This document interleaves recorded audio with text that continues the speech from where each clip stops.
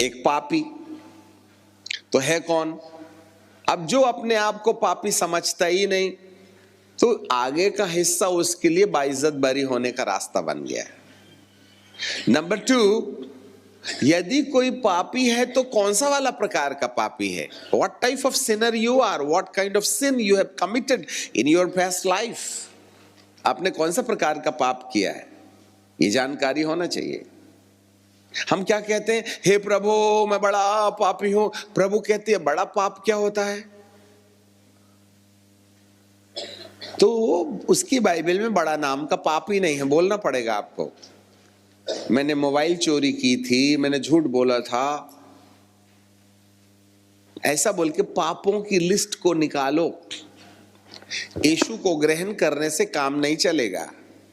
अपने पापों की लिस्ट की जानकारी प्राप्त करो, और जब तुम्हें पापों की लिस्ट की जानकारी मिल जाए तो उसके नतीजे तुमको क्या नुकसान हुआ है, सजा क्या है, जरा बताइए। पापों के कारण से क्या हुआ?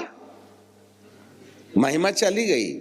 महिमा बोले तो, मृत्यु बोले तो, पवित्र आत्मा का जाना और उसके प्रभाव का हमारे तन मन धन से चला जाना, और दुष्ट आत्मा का प्रभाव हमारे अंदर आ जाना, और उसकी सानिध्यता में बिगाड़ का रास्ता हमारे ऊपर में अधिकार पा लेना, यह है मृत्यु। मेरे प्रियो, इस तरीके से एक पापी को पाप की जानकारी होनी चाहिए। और आज सबसे बड़ी समस्या यह है कि याजक लोग पापियों को पाप की जानकारी देते ही नहीं। चलेगा बीवी के साथ पड़ोसन पे भी मजाक चलेगा, बीड़ी भी चलेगी, बॉयफ्रेंड भी चलेगा। आज ऐसे ऐसे चर्च हैं, लड़का लड़की अपना अपना जोड़ा बना के बैठ जाते हैं और वचन सुनते सुनते हाथ भी दबाते हैं और थोड़ा सा ऐसा भी कर लेते हैं, मुंह में मुंह डाल लेते हैं। पादरी भी कहता है कोई बात नहीं, पूरा मजा लीजिए, पर चंदा जरूर डालना। अमेरिका देश में ऐसे ऐसे चर्च हैं जहां एक दूसरे के ऊपर हाथ रख के लोग चर्च में ही चूम लेते हैं। उनको जरा भी तमीज नहीं है कि परमेश्वर के सामने बैठे हैं ये लोग। और ऐसे चर्च में भीड़ बहुत होती है, और सबसे धनी चर्च होता है वो, क्योंके पाप करने वाले दिल खोल करके पाप करते हैं और दिल खोल के दान भी देते हैं। सॉरी टू से, आज पाप की जानकारी देने वाले महंत धरती पर नहीं रह गए। यही कारण है कलीसिया को पाप की जानकारी नहीं है। और जब हमें पाप की ही जानकारी नहीं होगी तो पश्चाताप का सवाल ही नहीं उठता है। और प्रभु यीशु मसीह ने कहा था, मन फिराओ और लौट आओ, परमेश्वर का और स्वर्ग का राज्य निकट आ गया है। आज पश्चाताप तो धरती पर ऐसा गायब हो गया है जिसके बारे में कहा ही नहीं जा सकता है। भाई पश्चाताप तो पाप की जानकारी के ना बाद होता है। इसलिए सच्चा परमेश्वर का दास पाप को साफ रीति से कलीसिया के सामने रखेगा तो वह सच्चा परमेश्वर का दास है। और जिसने पाप की सच्चाई नहीं बताई, हमें शंका करना चाहिए वह तीसरे आसमान वाले का प्रतिनिधि है या दूसरे आसमान वाले का प्रतिनिधि है। क्योंकि आपने पश्चाताप को, जो हर ताले की चाबी है, उसको बोरवेल में डाल दिया। No consideration in the end time. यदि कलीसियाओं ने पाप का अंगीकार, पाप को छुपाने का प्रयास किया, तो बाइबल का परमेश्वर कहता है जो अपने अपराध छुपा रखता है उसका काम सफल नहीं होता, और जो अपने पापों को मान लेता है और छोड़ भी देता है उस पर दया की जाएगी।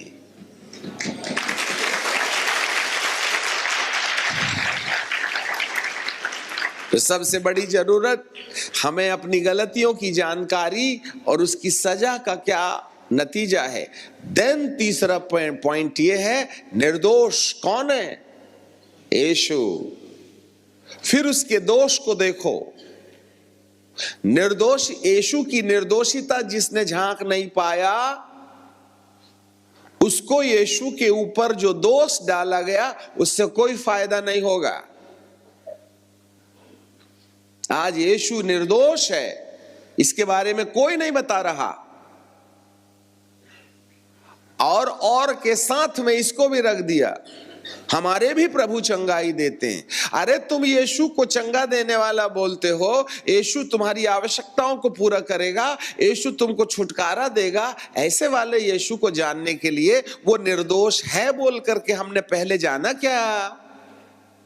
और हमने आपको बताया क्या वो निर्दोष है?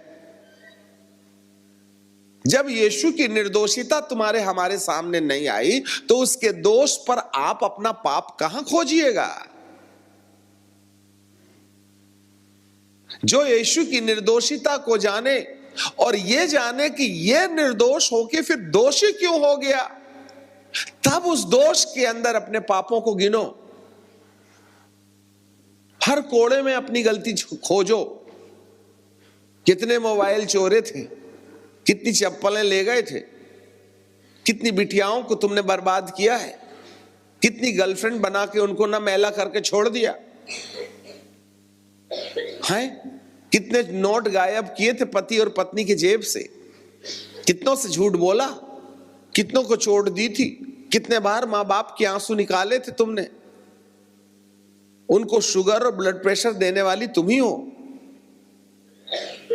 कबूतर की समन पाल के रखा था बेटा तुमको, मोहल्ले वाले ने सीटी मारा तो बाप की छाती पर पैर रख कर के उसके सारे सपनों को मट्टी में डाल के उसके साथ फुर्र से उड़ गई तुम।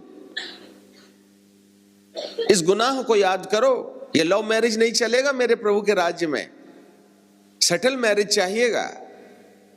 कौन बोलेगा? कॉलेज के बहाने जाते हो, इश्क फरमाते हो, कौन सच्चाई बताएगा? उसको ढूंढो वहां पर। हे प्रभु, मेरे सारी गलतियां वन बाय वन तेरे कष्ट के ऊपर देख रही। जिस दिन तुमको यीशु की निर्दोष शरीर में तमाम दर्द जो उसके अंदर हो रहे, उसमें अपनी गलतियों को खोजना शुरू करो, तब आपके मन को गिल्टी कॉन्शियस से निकल आने का मन हो जाएगा। हे प्रभु, अरे मेरे बीड़ी के चक्कर में तेरे हाथ में खीला क्या?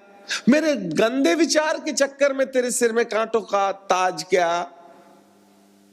हे प्रभु, जब तूने मेरे पापी के पाप को निर्दोषिता की दशा में ले ही लिया है, तो आज मैं विश्वास करता हूं कि मैं बाइज्जत बरी हो गया।